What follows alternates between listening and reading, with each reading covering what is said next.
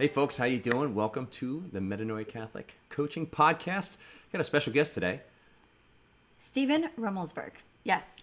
I turned to Aaron because I was just like, I'm gonna butcher this name if I say it. I was like, please. Yeah. Okay, wonderful. Steven Rummelsburg, thank you so much for being with us. We first heard you on the on Pints with Aquinas podcast, and Aaron was just like, you dropped your email. You're just like, email us, and I don't know how many people emailed you, but Aaron was just like, I'm emailing this dude immediately. Yeah. I loved some of the language you were using, and it was like so, it was our language. And so I'm like, I have to talk to this guy. And so I never just email people. I'm never like, hey, how you doing? Whatever. Like, we speak the same language. I'm just kind of She was just so funny excited. about that stuff. She was super excited. She's like, Matt, you got to listen to this. And I went back and I ended up listening to your, you've got your piece that's on the 7 tenets of Satanism. And you go through each one of those and you break those down.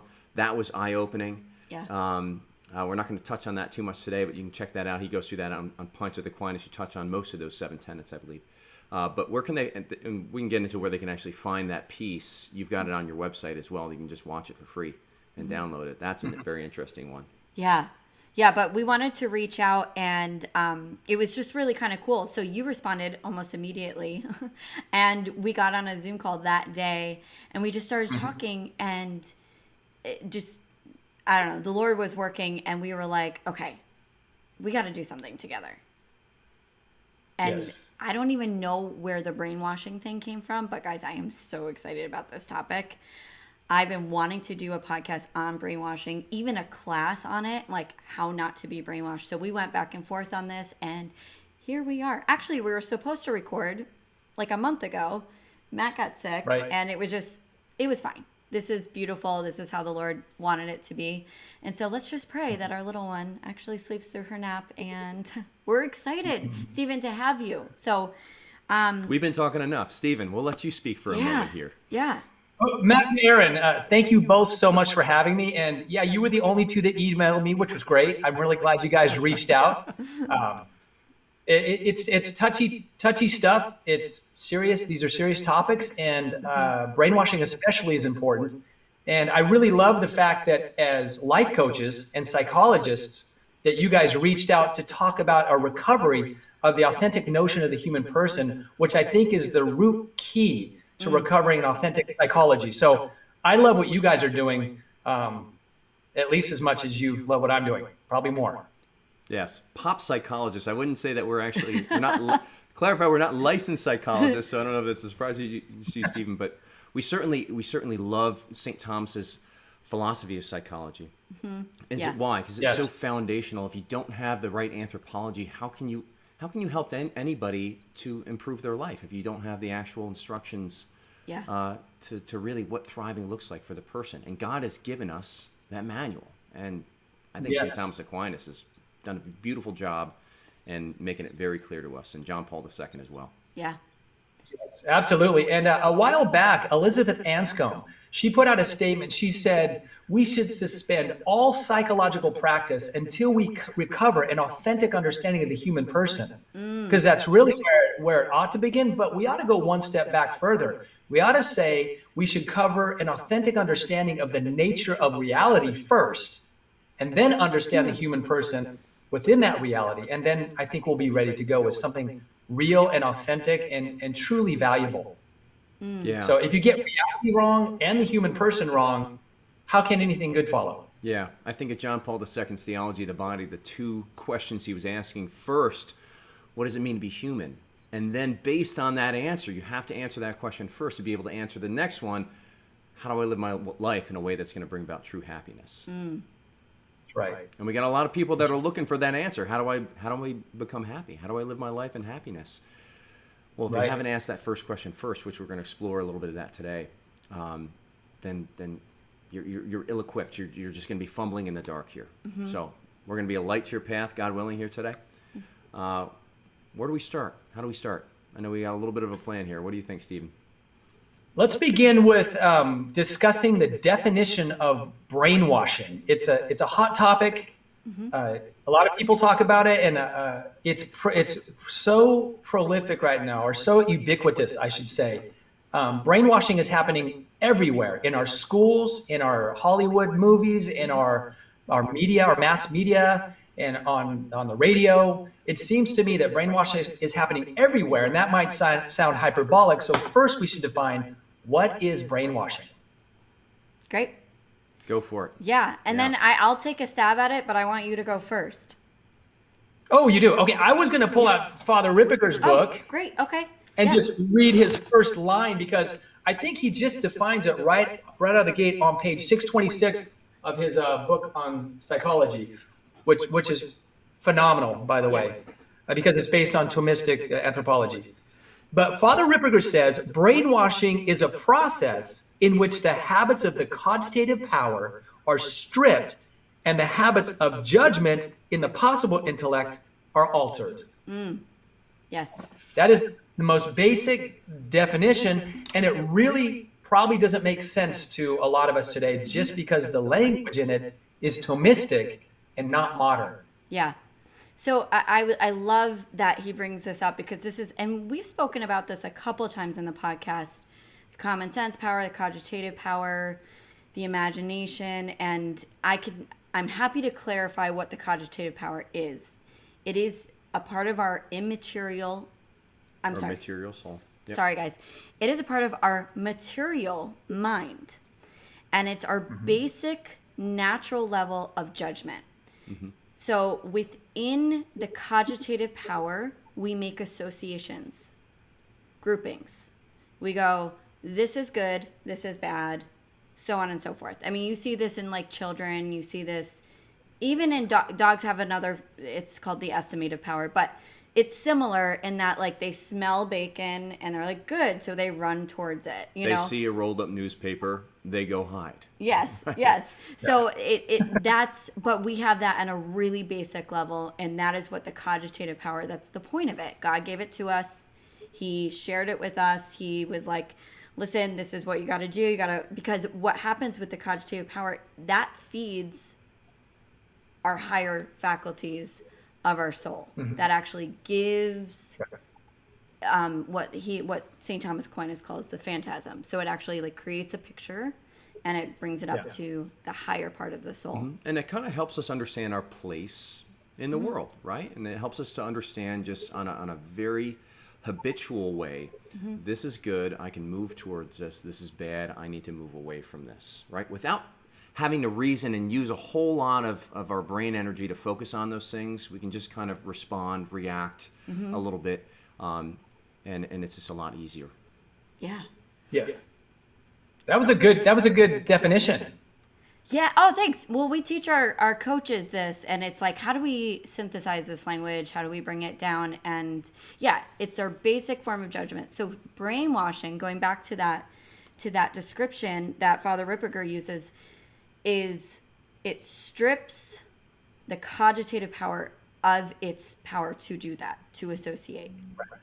Right. Of right associations. Yes. Of right. And that, okay, so can you expand on that? Right associations? Yeah. What is that? Yeah, if I can give a little underlying, this is just a precursor to exactly what you said, is it's an Aristotelian principle that all learning begins in the senses. So we have these external senses, and we all know them: sight, smell, taste, touch, and hear. Did I say that one already? Yep. And when we have an experience in the world, these five senses draw that experience into the interior senses, which are also material, of the estimative and common sense and the unitive and the memory and the imagination. And then our cogitative sense makes associations by taking particular things and putting them in right association to one another. And what we're dealing with here is, as you said, you mentioned the phantasm that comes into the memory and the imagination from the sense experience. The cogitative power puts them in order and prepares them for the possible intellect to do this process called abstraction, where we draw from particular associations a universal judgment about things. And in this possible intellect, we end up with our opinions about how things are.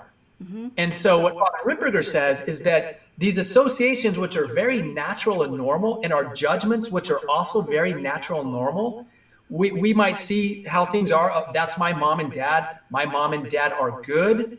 And then your universal judgment is that parents are good. And you kind of just sit with that in your possible intellect as a universal truth about families. And then, for example, something could come along that there might be an agenda to destabilize or destroy the family. And brainwashing could include providing sense experiences that show discord of parents and children incessantly. And soon, from that constant bombardment of this bad association between parents and children, that the cognitive power gets stripped of that judgment, and then the universal judgment is altered also. Yeah, so I think and we see that.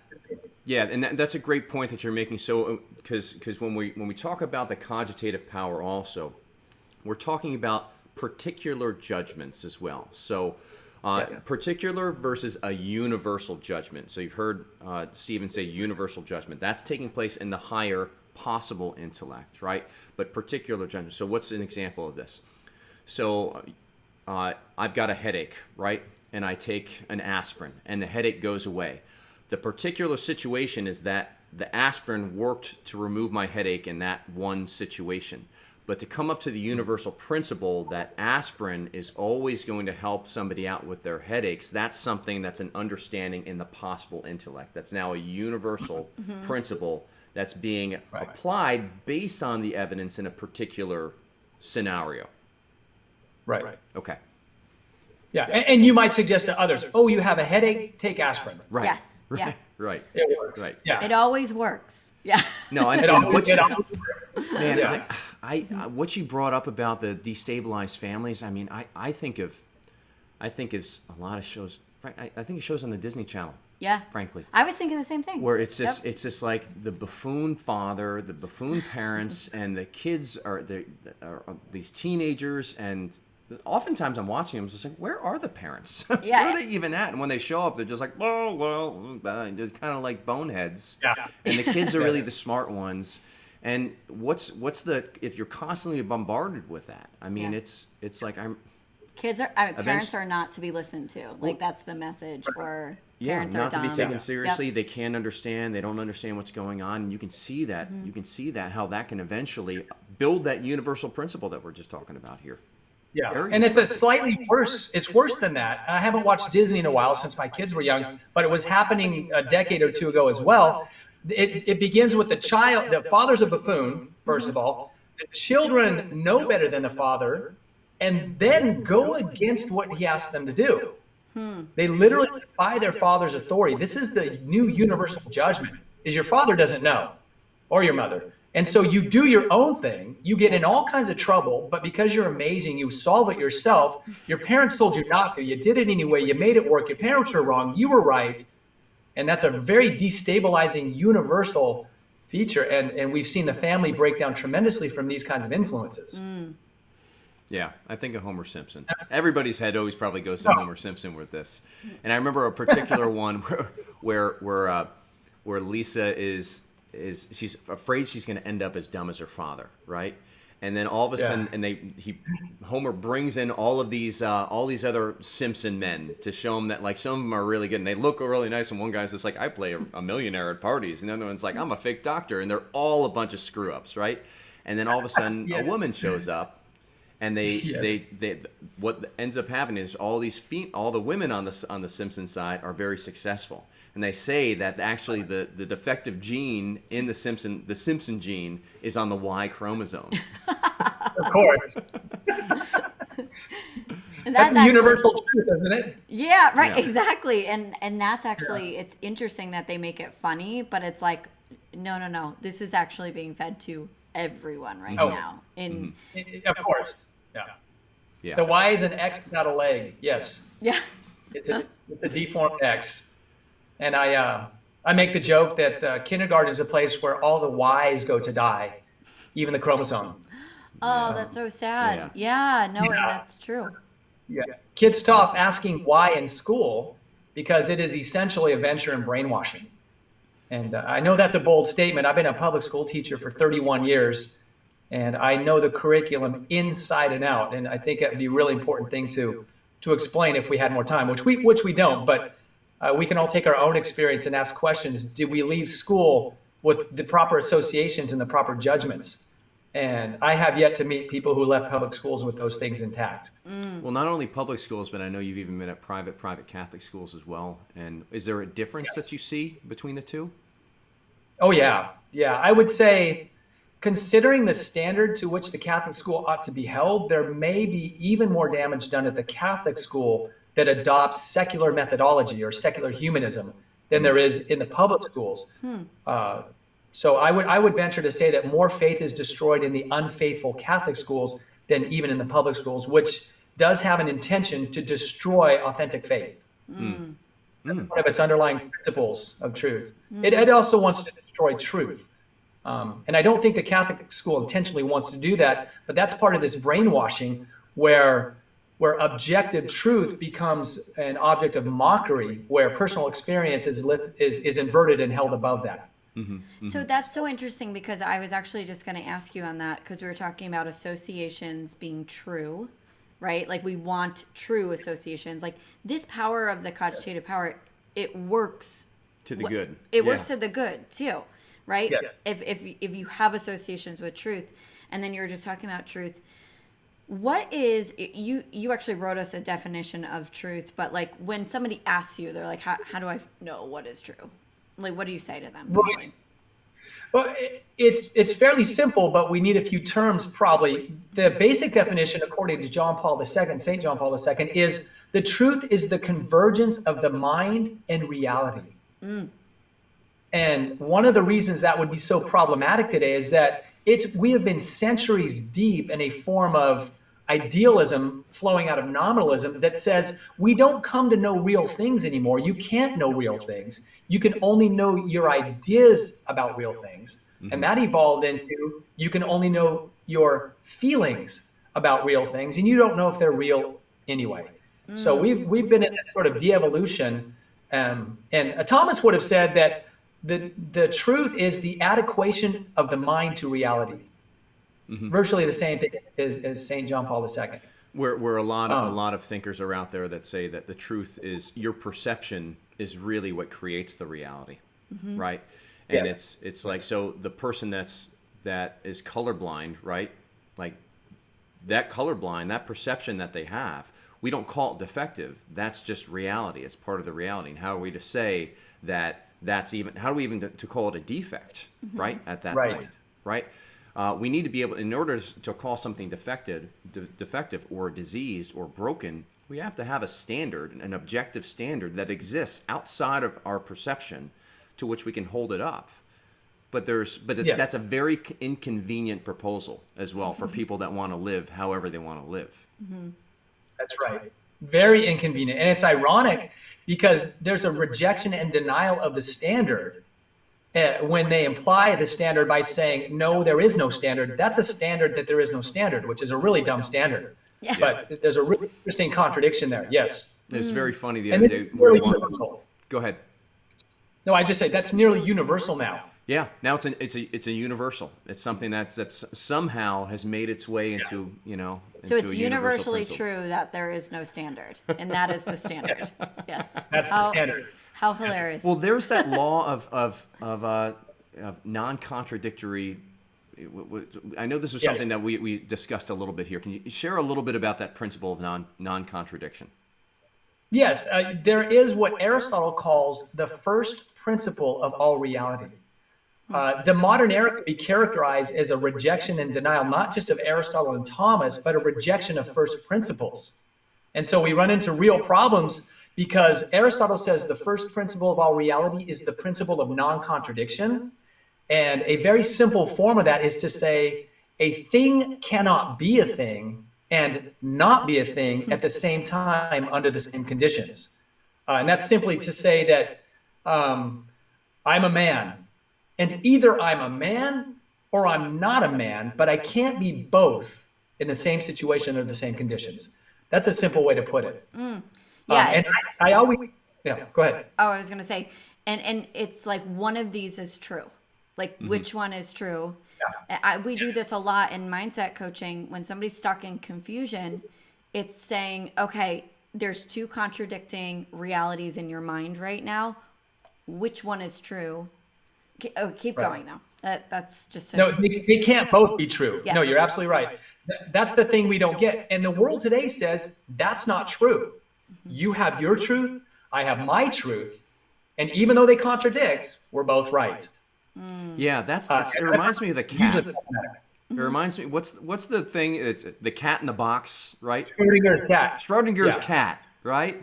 Yeah. That Yes. that to me just never made sense. Can that you the cat, expand on that? Well, Schrodinger's it's like, okay, if we put a like a radioactive particle in the box with this cat, and we know that it's going to be, we don't look in the box, we keep the box closed, right? We know that the radioactive particle is breaking down, and eventually the radiation is going to release and kill the cat, right? It says there's a part where it's right in between when the radioactive particle breaks down and releases the radiation and kills the cat, and the cat dying, right? There's a space where the cat is both dead and alive, according to this theory, Yeah.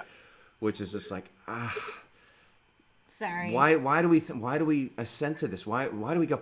Oh my gosh, this is like, it reminds me of Gulliver's Travels, where the people would be so preoccupied with nonsense thinking that they would have to have somebody next to them with a little flapper that would tap them on the ear when it was time to listen to something, or tap them on the mouth when it's time to speak. Yeah. Speaking Right. of brainwashing. Yeah.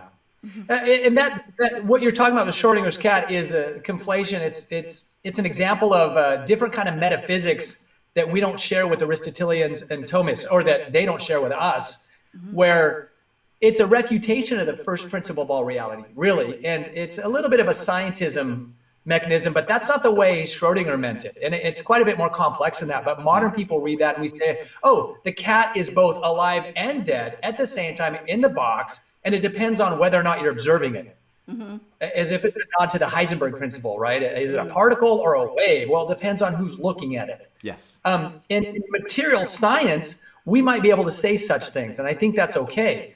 But when it comes to philosophy, understanding reality as it is, we really can't say that, because it ends up being a contradiction.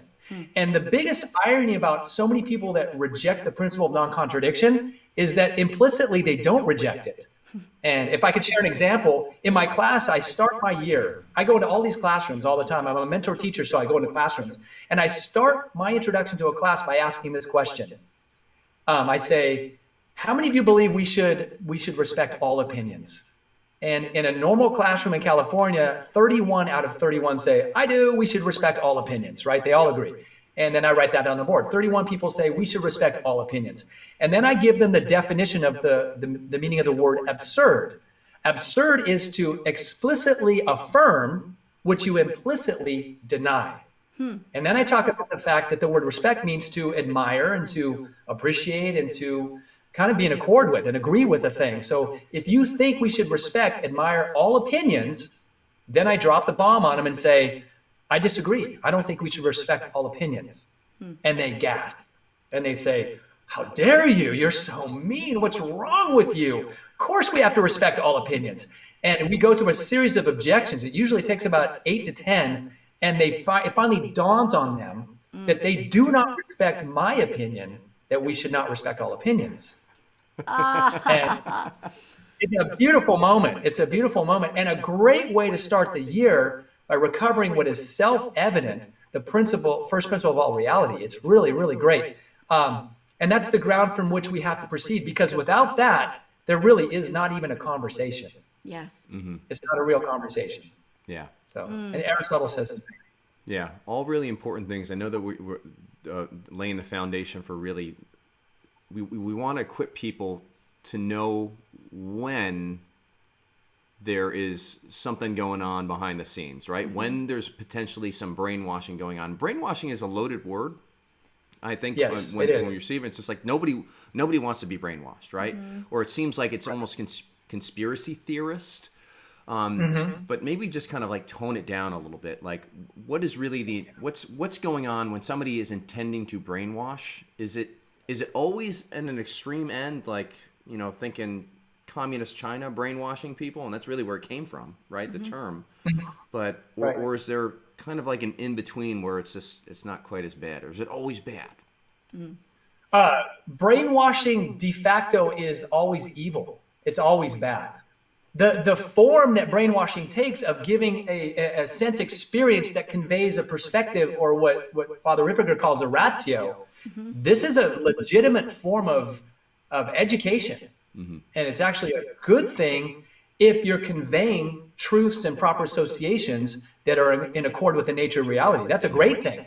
Where we veer off course is when the government has an agenda to disrupt reality, or to destroy an institution, or to socially engineer. This kind of thing where they want to convince people of a thing that's not true for the sake of controlling them. That's a really evil thing at all times. The method to do that is this prepackaged sensory experience that conveys a contradiction or a false association that leads to a deformed judgment in the end.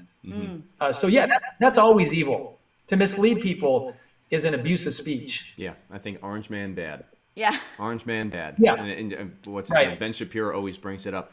There were a number of people that I would have thought they would always be voting in a conservative fashion, right? That when we started talking about the election, they said, I couldn't vote for Donald Trump.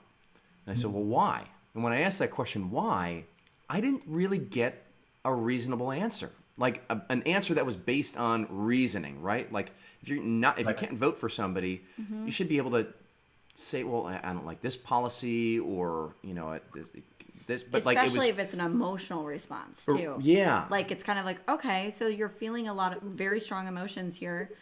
There must be some reason Yeah. behind this. But the reason that I got Yeah. most of the time was, I just didn't like him. I just didn't Yeah. like him. And you're kind of like, I And it wonder was why. just like, well, why didn't you like him? And then it's like, he's just not he doesn't speak. He isn't good. yeah. He's just like, he doesn't speak well as a politician. He's divisive. And it was a lot, and then you would get a lot of words that you would hear when you were listening to the news, and it would just kind of pop up. And all of a sudden, it was just like, I felt like I was watching the news in this conversation. That's right. That's right. And something you're alluding to here that's really important about the nature of brainwashing is that it relies on the fact that this makes an appeal to the emotions. This distortion of judgment makes people emotional, and they're triggering emotionally. And because of the society we live in, we allow our emotions to arbiter a lot of what we choose to do, which is hugely problematic in a civil society. But that's where we are. Yes. So the manipulation of the emotions is what happens. And I had the same experience with you talking to people about any number of issues where they can't give a rational reason because they have an emotive response that says, that's bad, Yes. and this is good. Yes. And we always tell our clients, always, question everything with a healthy, critical eye. So, just question it, And I think as Catholics, we have this, it's a cultural thing, but we don't want to question everything, but, do it through reason. So, what are the facts here? What are the proofs here? This is why I love St. Thomas Aquinas giving proofs of God's existence, through rational thought, through logical thinking. Well, he says seldom affirm, rarely affirm, seldom deny, always distinguish. Yes.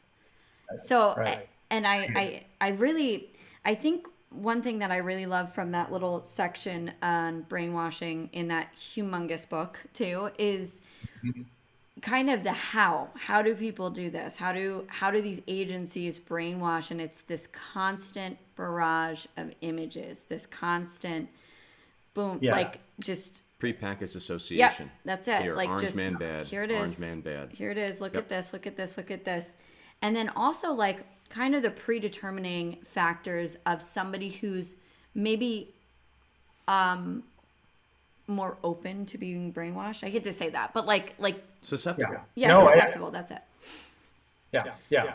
Those two things need to be answered, and maybe we should talk about a couple examples of certain organizations that appear to be constantly brainwashing, and maybe not even intentionally so. in the case of people that are doing this unintentionally, they've just bought into the narrative themselves. Okay. And you have to ask where we might not ever know what the real source is. I suspect it's the bent one, which is probably the right answer. Satan himself is probably the author of brainwashing. But we participate when we ourselves are accepting and adopting a worldview that requires us to try to control others and go through this process. So I want to indict the public schools in a massive way, the mass media, mainstream media in a massive way, and I think Hollywood and the entertainment industry. Yep. And I think the easiest one to see might be if we look at the entertainment industry, modern movies and TV shows, turn on the TV, and you are likely to see a fist fight between a man and a woman. Yeah. Oftentimes a little tiny woman and a big roided out buff guy. And most of the time, the woman vanquishes Yes. the big strong man, right? Yeah. And this is incessant. And we can look at that and ask the question, is that true to reality? Is that association right? Is it likely that a 95-pound woman is going to take on a 210-pound man and outfight him? Yeah. And the answer is going to be no if you have a foot planted in reality. But a lot of people now believe that is a true possibility. And if you look at the ratio, the perspective, it begins with this false notion of equality, this material equality that says social and sexual roles are man-made constructs, and we can reverse those. And so this implied bad judgment is conveyed by these constant scenes of little tiny women beating up big, strong men. And I think that's clear evident. Yeah, think about the destruction though that creates. Even not only like is it untrue, but like people buy into that. They go out, start fighting people, but also like to the men, like this is okay. This is actually this physical confrontation between men and women is okay. I think back to when you were in the military, in the Marine Corps, and they were starting to have women come into the infantry, and they had to go through the same physical challenges that any man would. And there's this one part where they have to get into a boxing ring with a man and fight them. And there were so many men who were like, I'm not going to do that. Yeah. Really, it was actually the CO stepped in, the commanding officer stepped in and said, I'm not gonna ask any of my Marines to do this without me. I'll do it myself. And it was just, there was something that was so you felt so violated by it. And it was sad to see some of these women who were amazing officers, like they were amazing officers, but all of a sudden you threw an 81 millimeter mortar tube on their back along with a 110-pound pack, and you have them humping 17 miles, and next thing you know they're broken. And now you have this amazing officer that can't serve really in any capacity because she's got ruptured discs and things like it. It was just, it was so painful to watch. Yeah, I can only imagine. Yeah. And we're still in society. You see sometimes young kids today. You see boys kind of not having a problem punching a girl in the face. Right. Where our generation, your generation still has a problem with that, a real problem. We have problems wrestling girls in a wrestling match. I'm worried that the brainwashing has become so effective that this new generation of boys is much better with it than we were, or much more okay with it. Yeah. Another thing that I thought was interesting that he said in that book was the voluntariness of the person being brainwashed to the agency that's trying to brainwash them. So meaning like that factors into how effective it is. Oh yeah. It's like, this is good. So let's think back to COVID, right? And the news media knew this. They were like, if they're afraid, they're going to come to us for information, right? So we just keep them afraid. We just keep talking about COVID. Just keep talking about it. Like, it doesn't matter if it's factual or not. Let's just keep talking about it, right? So if they're afraid, they're going to come to us. But everybody was voluntarily going. They're like, we need to know information. And there was no new information coming out. Like, Yeah, I get these little prompts on my phone all Still. the time saying like, hey, click here to accept that you want notifications on when there was a COVID spread near you, right? And it's Yes. just like, and it's just like, no, I don't want it. But I still get those once or twice a week now. And it's just like, Right. no, I don't need to have this stuff pushed in front of me all the time. Right. Yeah, so Yeah. you think The about co- the news here. Go ahead. What were you saying? Yeah, the COVID example is one that's really stark on the television, from the media, putting out almost nearly constant false information and false associations in order to have the power to do the lockdowns and to have children and massive amounts of people wearing masks that are scientifically proven to not be effective. That this disassociation, this really cognitive dissonance, has been produced by fear. But that extends to a bunch of other topics as well, like the January 6th infiltration of the Capitol being renamed an insurrection or a coup or a takeover of the government. It's been a constant barrage, and most people believe that today. And I think even worse is this modern fiasco, or this current fiasco with critical race theory, the CRT. The media has gone on a blitz to make the claim that anybody who says CRT is taught in the schools is insane, because it never has been and never will be, because it's an obscure legal theory. That's completely false. They've been teaching offshoots of CRT, which is basically just a Marxist oppressor-oppressed dichotomy through identity politics. They've been harping on that since long before I became a teacher back in 1990. And it takes names like multiculturalism, identity politics, cultural pride. There are many forms that CRT has taken in terms of identity politics through the schools, and it's nearly incessant. I haven't seen a school that doesn't teach that. So it's really interesting that the news is just harping and harping and harping on how crazy people are to say CRT is being taught in schools when it never has been. You have 25 states having legislation against it, which is interesting. Yeah, I think what's fascinating about this too is there's like another level of brainwashing. So it's like the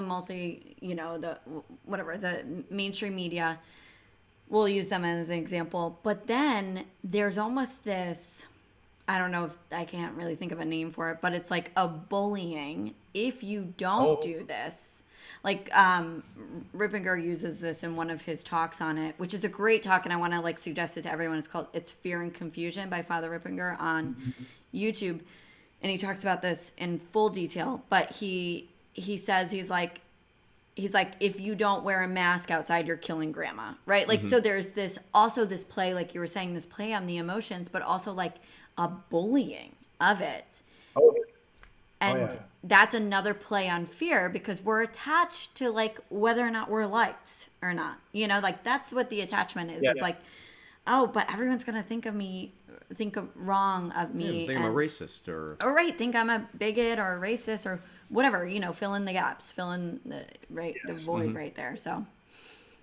Right. No, so true. I left Home Depot about a month ago, and this we don't wear a mask where we live because it's silly. But this old lady, 70-year-old lady, walks out of Home Depot and says, she called me 2 profane slurs and told me I was killing people, you know, because I was standing in line at Home Depot without a mask. But that really happens. Really, it truly happens. Well, it's happening in New York. It was to the point where I remember there was a time where somebody walked into the store, and it was just like everybody with a mask went in there and just physically attacked this person. Like, when is that okay? And like, how is that level of contact any safer? Like, really protecting you as well. Right. There's a buddy of mine, or we were just out last night, and I was talking to a friend who said that he showed up at an outdoor soccer tournament, and it said, there was a big sign that said, "You must wear a mask." And he looked at every single one of his family members and said, "None of us will wear a mask out here." This was like yesterday. This is in New York. So like there's no outdoors, and like the mask mandate has been lifted in New York, but this was something that was still, I don't know why, but they said this is necessary, right? And as he's walking onto the field, somebody says, "Hey, you need to be wearing your mask." And he goes, "Okay, I'm not going to do that." And then he just kept walking. It's just like, what are you going to do? And so he said that day, like everybody else was wearing masks pretty much. But I would watch as people would see me not wearing the mask, and all of a sudden they would take their mask off. And then the next Interesting. day, hardly anybody had their mask on. And it's almost like we're aware of the insanity of it, and we're just waiting for somebody to courageously show us that we don't have to be afraid. Right? We're looking for a savior. We're looking for somebody that's willing to, just say, no further. Yeah. This is it. No.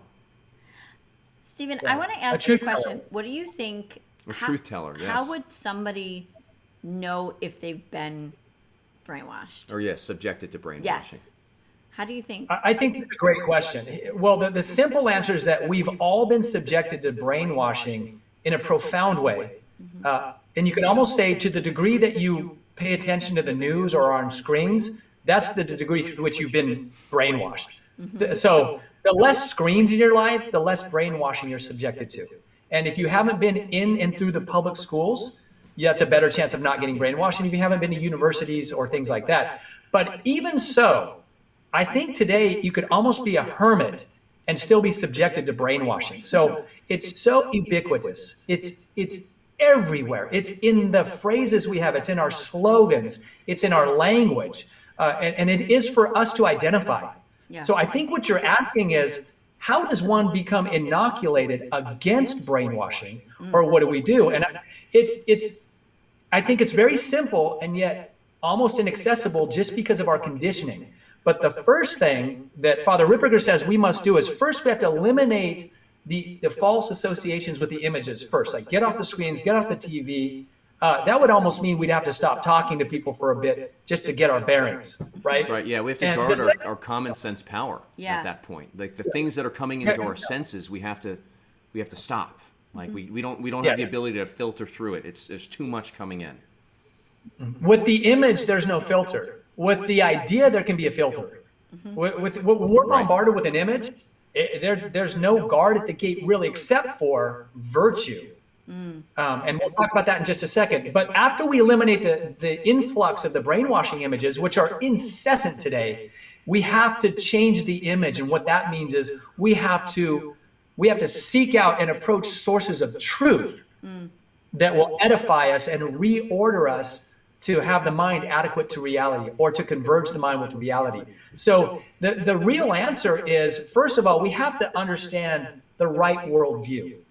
And there are two basic possibilities. There is the modern reductionist material atheist worldview, and that's the source of the brainwashing. And then there is what's called moderate realism, or we might call it a theistic worldview, where we understand that there is an intelligent creator who created the universe, there's an immaterial reality, there's a natural law, and that we exist in this world as we are. So it's those two worldviews. If you're not in an authentic worldview that recognizes revelation as the highest way of knowing, philosophy, intellection, and reason as the handmaiden of theology, and the material sciences as the servants of philosophical inquiry, if we don't have that order, then it's going to be really difficult to extricate ourselves from brainwashing. But once you're in the right worldview, then we can talk about the intellectual and moral virtues that we must cultivate, that we must acquire through proper study and proper adherence to truth. And the highest way of acquiring virtue is infused virtue through our liturgical prayer life. So in a nutshell, those are the things we have to do to be immune. Because the truth is, the amount of virtue you have, the more virtue you have, the less able you are to be brainwashed. It is the real mitigating factor. And so grace even has the power to undo brainwashing, as Father Ripperger says. Wow. So I love that, what you just, like that picture you just created, where it's like the top, the divine revelation, truth, right? Know that. And then judgment, reason, logic, all of that. And I see, and I want to paint, like that's exactly what I do when we're coaching people. It's like we're teaching them the rules of logic. A lot of these people, I mean, we coach Catholics, so a lot of these people do know divine revelation. They know the truths of the faith. They understand it. They want to adhere to it. But to get very particular about the certain wrong associations, the thoughts, the judgments being made. So identify those first, and then start applying logic to it. Is this true 100% of the time? Is this ever not true? What's the evidence to that? And really kind of breaking that process down for them. That's kind of what you and we were talking about this before. It's like he gives kind of broad ways to inoculate ourselves against brainwashing, but these are more the more specific ways of doing it, that mindset, altering those prepackaged associations. Yes. It seems like what we're doing is it's like if there is a void, right? Then something's going to fill that void, whether it's the truth or a lie.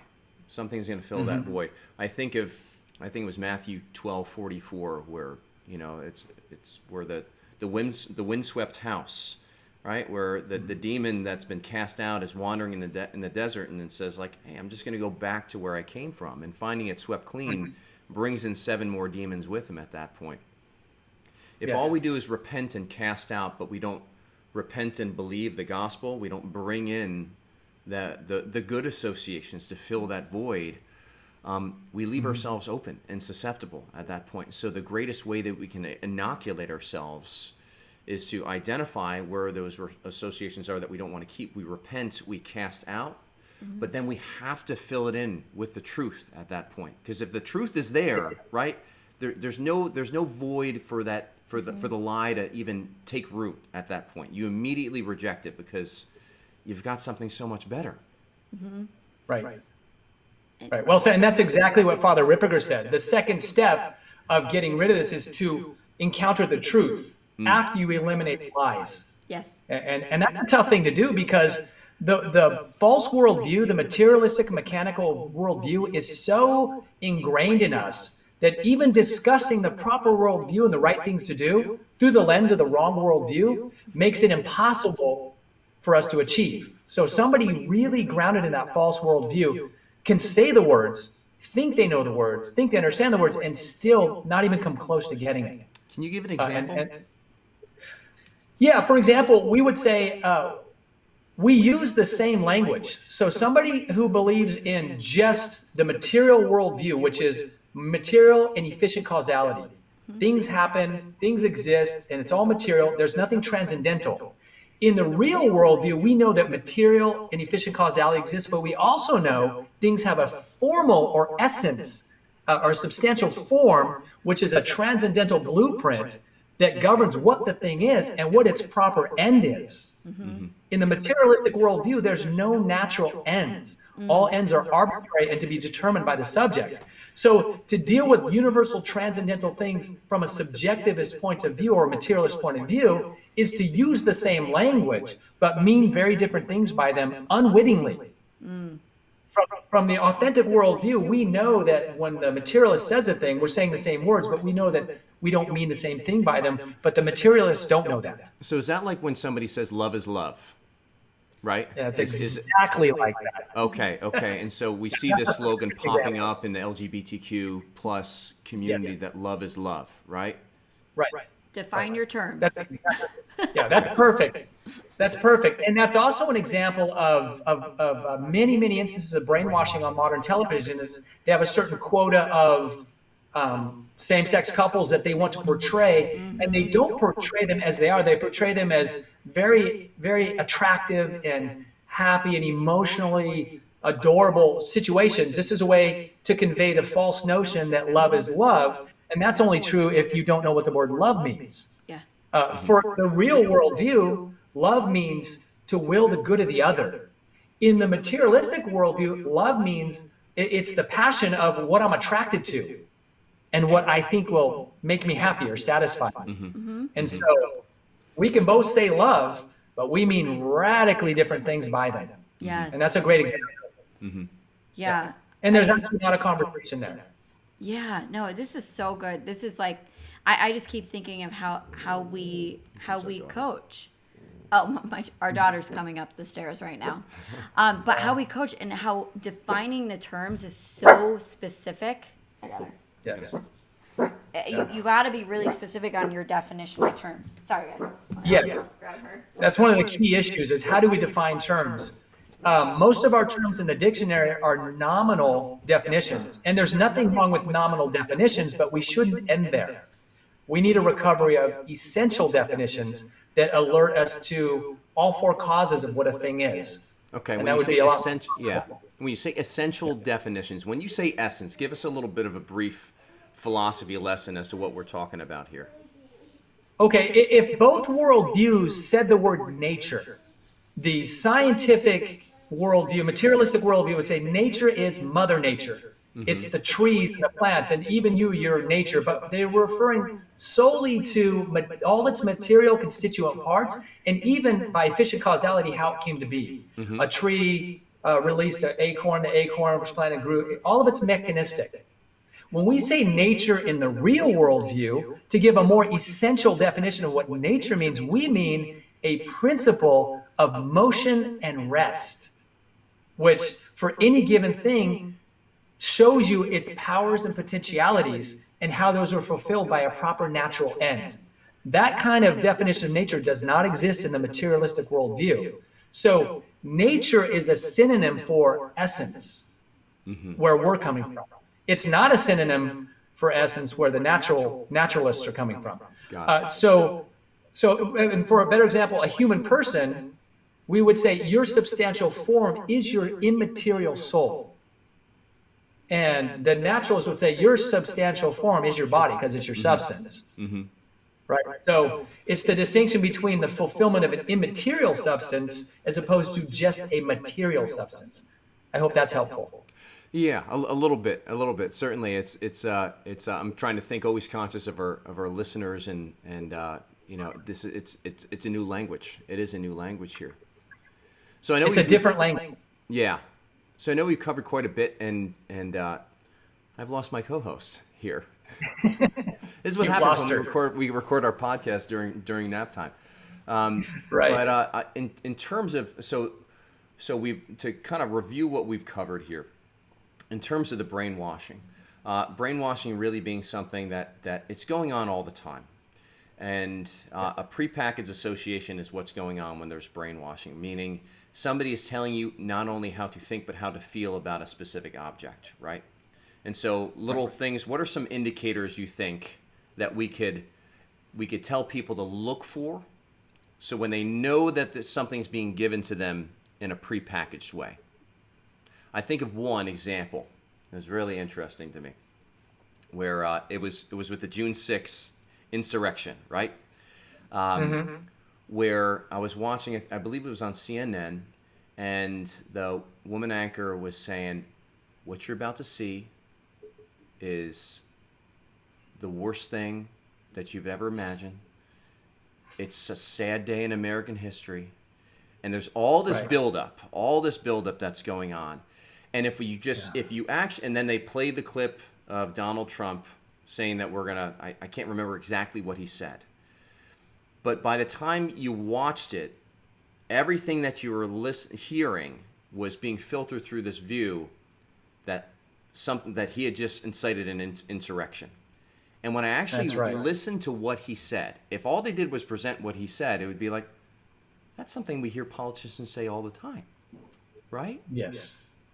But there was a whole big buildup that was there. So Ripperger says, suspend judgment at that point, right, is one thing that we need to do. What are some other telltales you think? Well, I think the only way to get to the bottom of this is really to get yourself out of that materialistic worldview and assume, for now, that we've been inundated by it, that we've been conditioned by this through just the very kind of things you mentioned. So one of the things the materialistic worldview says is they say that man is born good. This is a really important root assumption. Man is born good. And in our worldview, we understand that we're born fallen. And this fall has artifacts. We have a darkened mind, a weakened will, and we have disordered appetites. And one thing we're really good at is self-deceit. So I would say one of the foundational differences between our worldview and their worldview is that we would say, I want to subordinate myself to the truth. Whereas the other worldview says, I want to subordinate the truth to myself. So I would say seek out a great teacher. For example, we look to Father Ripperger to explain some of these distinctions to us. I would say there was a time when men believed in themselves, in the truth, and doubted themselves. Now men believe in themselves and doubt the truth. I would say recover a seeking after the truth, and their safest bet is the Bible, the church doctors, the church fathers, and the great philosophers. Allow them to teach you, and only go for the best, because that's not hard to figure out. If you want to recover a sense of literacy and read Thomas Aquinas, that'd be very, very helpful. And submit your understanding to someone who's not going to deceive you. And I would say you're pretty safe with the church doctors. And you're pretty safe with Thomas and Augustine, and I think you're even safe with Aristotle in a lot of regards. Yeah, and I think you bring up a really good point, Stephen, in that we are all looking for a guide. We're always looking for a guide. This is something even when I was studying PTSD and the systematic shutdown in the brain during traumatic situations, there comes a point where you've lost the you've got eroded faculties of your prefrontal cortex for your analytical thinking, and when that's all shut down, and you just have kind of a more of a cingulate cortex really that's operational at that point, you're looking for a guide. You can no longer analyze your way through a situation, because again, you're in that fear response, so you can no longer analyze your way. You figured out that you tried it, you can't, right? At that point, you are looking for a guide. So when somebody puts you in a place of fear, this is a natural response of our brains, that it goes through a systematic shutdown, right? Where eventually, if we get that the limbic system all hyperactive, the amygdala's going, and that fear, fight, flight, freeze response is going at that point, we are looking, by our very nature, we are looking for a guide, right? And if the person that's giving you the fear is also the one that's saying they have the solution, be very suspect at that point, because they know they've primed you. They've primed you to reject your own reason at that point, which, quite frankly, you've lost on an objective level. You're at an eroded capacity at best, right? To the extent of the severity of the trauma, right? And they're just so happy to come in there and. Yeah, it's called gaslighting. Yes, and that's happening in droves. And the irony about what you just said is that often the guide, they have adopted Immanuel Kant saying, dare to think for yourself. Once they disable the reason, they want you to self-reference. And they say, think for yourself, which is very popular today. It's a very popular thing. Yeah, it sounds a lot like do what thou wilt. Yeah. Do what thou wilt. Lester Crown. Yeah, do So exactly that's so right. interesting, and that's why it's so powerful that we've talked about the foundation, like what is the right place that you need to be to reason, right? Yes. Like you need to understand this is in place. There's divine revelation. You need to know what logic is. You need to know what truth is, and you need to want to adhere to that. Well, you can't be afraid too. Like that's the thing too. Like it is, you have by our very nature. By God's design, we have a reduced ability to think our way through and reason when we're in a place of fear. And so what do we need to do? If we're being fed that even in our own homes, we can't go to church, we can't go to the market, we're going to be afraid all of the time, then in that place of fear, we will be looking for a guide. Right? And it'll be the media probably. The last thing I wanted to say about everything you're saying is that we might want to begin the exercise of looking at these prepackaged sensory experiences and trying to discover the root assumptions. The way we talked about how the women fighting men was the root assumption is equality, and the idea that all sex roles are socially constructed. To discover these roots is helpful, but before we do that, we would be wise to try to recover a true sense of maybe the liberal arts, an authentic notion of grammar and logic, and then even rhetoric, so we can begin to discover the liberal arts are also virtues, and they are a way to start discerning and thinking through things. That would be a great place to start, and there are some great ancient teachers that help us with that, like John of Salisbury and Hugh of St. Victor, and Thomas as well, and Augustine. Yeah, well, even the name liberal arts, right? Or the liberal arts are there to liberate us so that we can enter into the discussions on the higher philosophy and theological levels. That's right. But there's a danger, because modern liberal arts are no longer liberal, they're illiberal. Yeah. And the way you can tell that is if they have an end that is material or an end that is practical, they are no longer liberating arts. They might be grammar and logic, but they become servile arts because of that inversion of the self and truth. Can you give an And example? that's the most. Yes, if we believe that grammar is getting a grammar book and learning subjects and nouns and verbs and then doing worksheets so that you get a grade and you pass your grammar class because you've done these worksheets, you've inverted the order of how grammar might potentially liberate you to be literate. Instead, it becomes the vehicle by which you achieve your grades, and it's the source of your self-esteem. I see. And that's a terrible thing. Yeah. And the same happens with logic. For some reason, logic classes start with the fallacies. Before you have any clear thinking, they're teaching us to identify fallacies. I don't understand that at all. But again, it's for a servile end because it's doable. We can do a worksheet on it. We can get a grade for it. And we can measure it. And these are hugely problematic things. Yeah, hugely problematic. So you can't trust modern liberal arts or even modern liberal arts schools, except for places like Thomas Aquinas, Thomas More, and Wyoming Catholic. Those kinds of schools are trustworthy. Yeah. The one thing that you said too is about liberal, that freedom piece, and that's been a big piece of the brainwashing. And really what makes it immoral is like you're taking the person's freedom from them. Like the brainwashing agency is taking the person's freedom from them so that they can't freely critically reason through if this is true or not. And Rippinger said that education of the truth increases your freedom. Yes. And brainwashing decreases it. So there's that That's right. piece. So that kind of ties into the liberal arts thing because it's like Yes, freedom. and they freedom sell for it what? as freedom. I'm sorry. Oops, sorry. I didn't mean to interrupt you. I No, apologize. go for it. Go for it. What'd you say? They sell the whole false liberal arts as freedom. Yes. It's so interesting. The brainwashing is billed as this will make you free as it binds you in error. Ha. Yeah. Interesting. Yeah. But freedom for what? Freedom from Yeah. constraint. Yeah. Got it. Not freedom for the truth. But the real liberal arts frees you from error and prepares you for truth. I have a mentor, Dr. Steven Courtwright, and he's a wonderful professor at the Integral Program at St. Mary's. And he said, one quip he made was, education is not to help you form opinions, it's to destroy opinion. Wow. Yeah. I know. It's so inverted. The entire system is so backwards.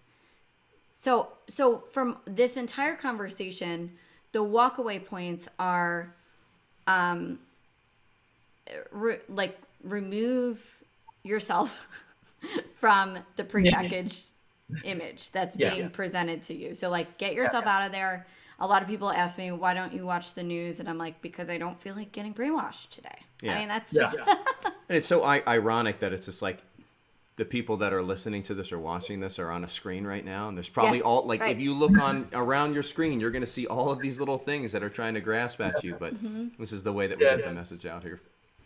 Yeah. Right. And then so remove yourself from it, step back.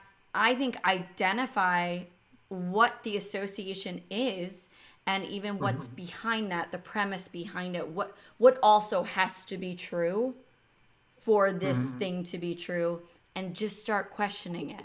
Just start being like, is that true? Does it match up to divine revelation? Does that match up with natural law and reason and logic? Like, is this really true? Yeah, with a healthy suspicion also of your own emotions at that point. Yes. Because oftentimes it will feel very true, and you'll just want to answer, no, like this is it. And like you won't want to go into the argument. But again, once you distance, and this is why it's so important to distance. The same thing like when Aaron and I, when we get in an argument, we've learned that there's times where we literally have to go in separate rooms and take 5 minutes, right?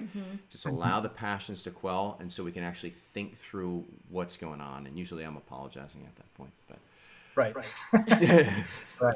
When you Great argue point. with truth, you lose 100% of the time. So so be aware of your own emotions. Remove yourself. Logic, like ask yourself, is this true? And then be aware of your own emotions. Anything else that we want to? I think I'd bookend those both things. Start with the premise that we're being brainwashed left and right. And with what Matt said about seeking out a mentor, I would really try to deal with self-reference and just recognize we are prone to self-deceit. We are not the arbiters of truth. Part of the brainwashing tells us we are our own priests, prophets, and kings, and we ought not to be. We are born into this world. We're meant to be adopted sons and daughters of God, and to return to that, to get virtue, both acquired and infused, requires a proper interior life of the mind and a proper liturgical life through the church. Those are your best sources. And remember that the modern world rejects interiority altogether. So we will not find our answers in very many modern prophets, so to speak. There are a few really good guys, Anthony Esselin and Father Chad Ripperger, but we can't count too many of them. We should look to the past, to a continuity with the faith tradition and the intellectual tradition that has been abandoned for nearly 700 years. Recognize that we're in deep. So I bookended those two things, but those are the points we should walk away with. So get a good library of books, like the one Yes. behind you. Yes. Just like that, back there. Fantastic. Stephen, thank you so much for being with us. Yes. And where else can people find you, Stephen? Where can they find that 7 Tenets of Satanism and that great discourse that you've got? Well, I've done a few shows with Matt Fradd. You can find me on Matt Fradd, and I've just recently been hired as the executive director of secondary education and institutes at Veritatis Splendor HQ, where we are forming 7 institutes of education, the primary being the university, which is an extension of the K-12 Regina Celli schools. Along with the university, we're having a teacher formation program and considerations of life, liberty, media, culture, human rights, and law. So we are starting an enterprise to form faithful Catholics in the truth, not brainwashing, so that we can confront the world as apostles. That's amazing. And you can look up. I love it that you saw poverty. Veritatis Splendor. Yeah. I love it that you saw poverty and then sought to fill it by the grace of God. Like this is how we need to be kind of conducting ourselves as faithful Catholics. Like there's a poverty here. We've completely inverted the whole point of education, and like, how do we go back and fill it? So what was it? Veritatis Splendor? Splendor HQ. Yes. VeritatesSplendorHQ.com. Is that the website? Yes. VeritatesSplendorHQ.com. Go check it out. See all the great stuff that Stephen's doing. Stephen, thank you so much. Yeah. Thank you, Aaron and Matt. It was good to be with you guys. Yeah, Let's do it again. Great. Yeah, thanks.